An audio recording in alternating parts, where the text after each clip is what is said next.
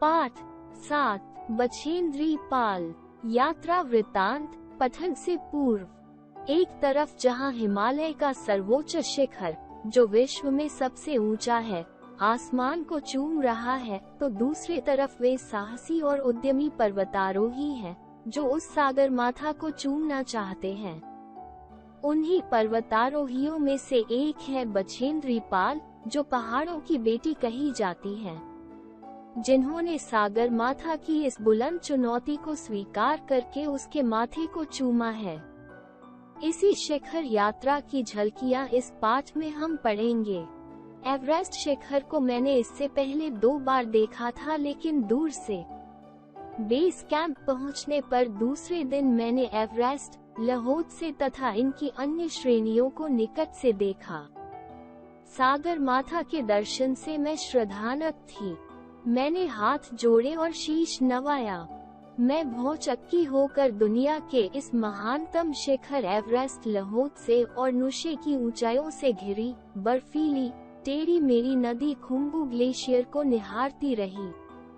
इसके पीछे दुनिया के चौथे सर्वोच्च पर्वत लहोत्से का कंगूरेदार किलेनुमा शिखर था। बलशाली पछुआ हवाओं तथा लहोत्से शिखर की अधिकता के बीच छिड़ने वाले संघर्ष के कारण बर्फ यहाँ ठहर नहीं सकती, इसलिए इसका चट्टानी शीर्ष स्लेटी और काले रंग का मिश्रण लगता है। कैंप 1 6000 मीटर ग्लेशियर के ऊपर लगाया गया था। वेस्टर्न कूम के नाम से विख्यात इस हिमघाटी में 500 मीटर की खड़ी चढ़ाई के बाद हम कैंप 2 पहुंच गए, जो हमारा अग्रिम बेस था। कैंप 3 7200 मीटर लहोत्से के सामने खुले स्थान पर था। एवरेस्ट और लहोत्से के बीच साउथ कोल 7900 मीटर में अत्यधिक ठंडे और कठिन स्थान पर हमारा अंतिम बेस कैंप 4 था। यहाँ पर अक्सर बर्फीले तूफान चलते रहते हैं। जब मैं बेस कैंप में थी, एक सुखद क्षण आया। एक दिन एवरेस्ट के प्रथम विजेता तेनजिंग अपनी सबसे छोटी बेटी डेकी के साथ हमारे कैंप में आए। वो दल के एक सदस्य से बातचीत करने लगे। जब मेरी बारी आई तो मैंने अपना परिचय ये कर दिया कि मैं बिल्कुल नौसिखिया हूँ और एवरेस्ट का यह मेरा पहला अभियान है। उन्होंने ये भी बताया कि शिखर पर पहुँचने से पहले उन्हें 7 बार प्रयास करना पड़ा था। फिर अपना हाथ मेरे कंधे पर रखते हुए उन्होंने कहा कि तुम तो जीवट वाली पहाड़ी लड़की लगती हो, तुम्हें पहले ही प्रयास में शिखर पर पहुंच जाना चाहिए। उनके ये शब्द अभियान के दौरान मेरा उत्साह बढ़ाते रहे। हमारा दल 8 मई को कैंप 3 से साउथ कोल तक पहुंचा। गैस की कमी के कारण मैं बिना ऑक्सीजन के चल रही थी। साउथ कोल 1 घंटा दूर रह गया था कि मुझे चलने में भारीपन महसूस होने लगा। मेरी चाल मंद पड़ गई। ये चढ़ाई का सबसे अधिक कठिन हिस्सा था।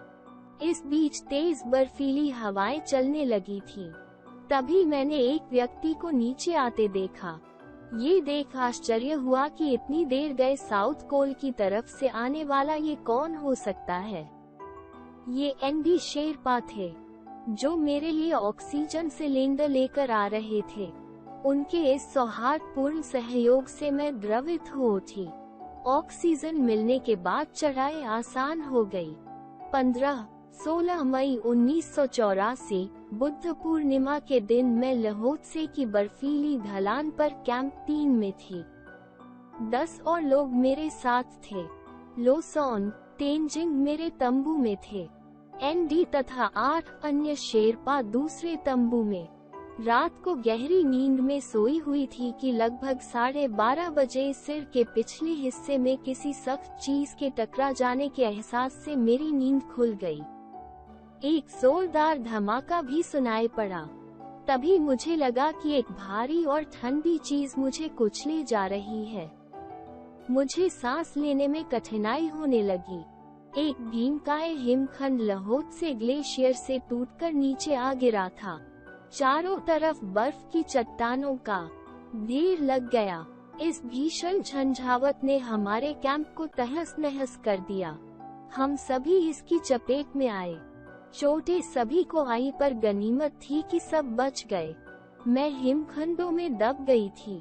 लोबसांग ने अपनी स्विस छुरी की मदद से हमारे तंबू तक रास्ता बनाया और मुझे बर्फ की कब्र से बाहर निकालने के काम में जुट गया।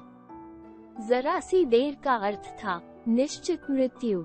मेरे चारों तरफ से बर्फ के विशाल खंडों को हटाते हुए लोबसांग अंततः मुझे बर्फ की कब्र से बाहर निकालने में सफल हो गया। रसोई को छोड़कर एक भी तंबू नहीं बचा। लोबसांग और मैं किसी तरह रसोई के ऊपर चढ़े। हमने देखा कि एनडी कैंप 4 के ग्रुप लीडर से वॉकी टॉकी पर बात कर रहे हैं। उन्होंने बताया कि उनकी पसलियां और एक शेरपा के पैर की हड्डी टूट गई है, बाकी सबको चोटें आई थी। चारों ओर दर्द से छटपटाते साथियों की बचाओ बचाओ की करुण पुकार सुनाई पड़ रही थी। एनडी ने साथियों को कुशल कैंप 2 भेजकर उन्हें आश्वस्त किया कि सब कुछ समाप्त नहीं हुआ है। अभियान दल में आगे बढ़ने का जोश बरकरार है। शेष रात हम सभी लोगों ने रसोई के तंबू में एक दूसरे की प्राथमिक चिकित्सा में बितानी शुरू की। रात अभी शेष थी, लेकिन वॉकी टॉकी से हमें मुसीबत में फंसा जानकर कैंप 1 से जय और बिस्सा और कैंप 2 से एक रसोइया और 4 आदमियों का सुरक्षा दल हमारी मदद को रवाना हो चुका था। भोर होने से पहले ही हमने अपने उपकरण निकालने शुरू कर दिए। इस बीच सुरक्षा दल पहुंच चुका था। 16 मई को सुबह 8 बजे हम सभी कैंप 2 में थे। जिस शेरपा की टांग की हड्डी टूट गई थी, उसे एक काम चलाओ स्ट्रेचर पर लिटाकर नीचे लाए। हमारे लीडर खुल्लर के शब्दों में, इतनी ऊंचाई पर बचाव का ये जबरदस्त साहसिक कार्य था। रात को आई चोट से मेरे सिर में उमड़े घूमड़ में दर्द शुरू हो गया था, पर मैंने स्वयं को संयत रखा। दर्द कम करने के लिए हथेली से घूमड़ को दबाती जाती थी। हमारे दल के सभी 9 पुरुष सदस्यों को चोटों और फ्रैक्चर के कारण बेस कैंप भेजना पड़ा। कर्नल खुल्लर तभी मुझसे पूछने लगे, क्या तुम भयभीत थी? जी हाँ। क्या तुम वापस जाना चाहती हो? नहीं, मैंने आत्मविश्वास से उत्तर दिया। साउथ कोल पहुंचते ही मैंने अगले दिन की चढ़ाई का अभ्यास शुरू कर दिया। मैंने खाना, कुकिंग गैस तथा ऑक्सीजन सिलेंडर इकट्ठा किए। दोपहर 1:30 बजे जब बिस्सा आया तो मैं चाय के लिए पानी गर्म कर रही थी। जय और मीनू काफी पीछे थे। उनकी चाल देखकर मैं चिंतित थी, क्योंकि अगले दिन मैंने उनके साथ ही चढ़ाई करनी थी। वे धीरे धीरे आ रहे थे, क्योंकि वे भारी बोझ के साथ बिना ऑक्सीजन के चल रहे थे। दोपहर बाद मैंने अपने दल के साथियों की मदद के लिए नीचे लौटने का निश्चय किया। यहाँ तेज बर्फीली हवाएं चल रही थी। कैंप पास ही मीनू मिल गई कि और जय पीछे ही थे। कुछ नीचे उतरने के बाद की भी मिल गया।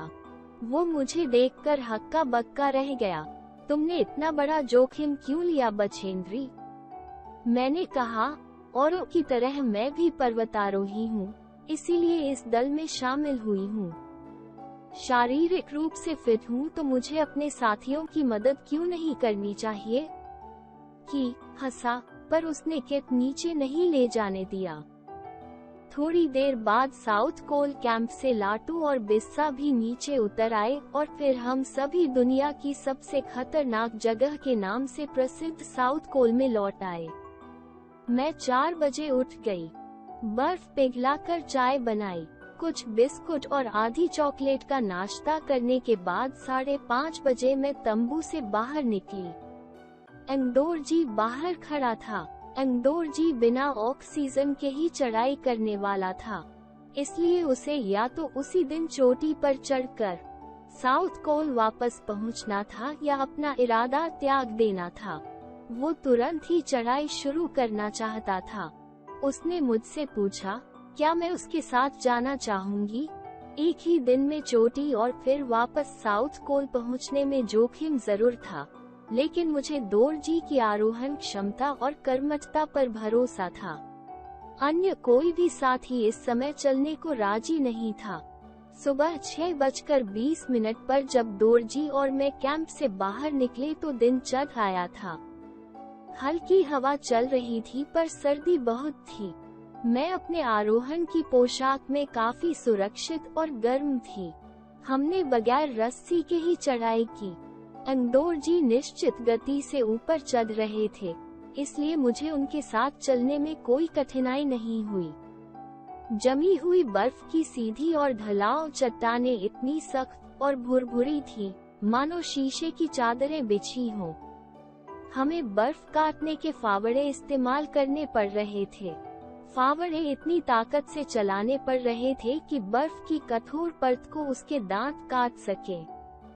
इस खतरनाक स्थान पर मैंने एक एक कदम सोच समझकर उठाया। 2 घंटे से कम समय में ही हम शिखर कैंप में पहुंच गए। दोरजी ने पीछे मुड़कर कहा, क्या तुम थक गई हो? मैंने जवाब दिया, नहीं। उन्होंने कहा, पहले वाले दल ने यहाँ तक पहुँचने में 4 घंटे लगाए। हम इसी गति से चलते रहे तो दोपहर 1 बजे तक हम शिखर पर होंगे। जब हम दक्षिणी शिखर के नीचे सुस्ता रहे थे तो हमारे पीछे चल रहा लाटू भी आ पहुंचा। लाटू नायलॉन की एक रस्सी लाया था। दोरजी और मैं रस्सी के सहारे चढ़े, जबकि लाटू एक हाथ से रस्सी पकड़े हुए बीच में चला। उसने रस्सी अपनी सुरक्षा की बजाय हमारे संतुलन के लिए पकड़ी हुई थी। लाटू ने ध्यान दिया कि मैं उन ऊंचाइयों के लिए आवश्यक ऑक्सीजन की जरूरी मात्रा नहीं ले रही थी। मेरे रेगुलेटर पर उसने जैसे ही ऑक्सीजन की मात्रा बढ़ाई, मुझे लगा कि यह खड़ी चढ़ाई भी आसान हो गई है।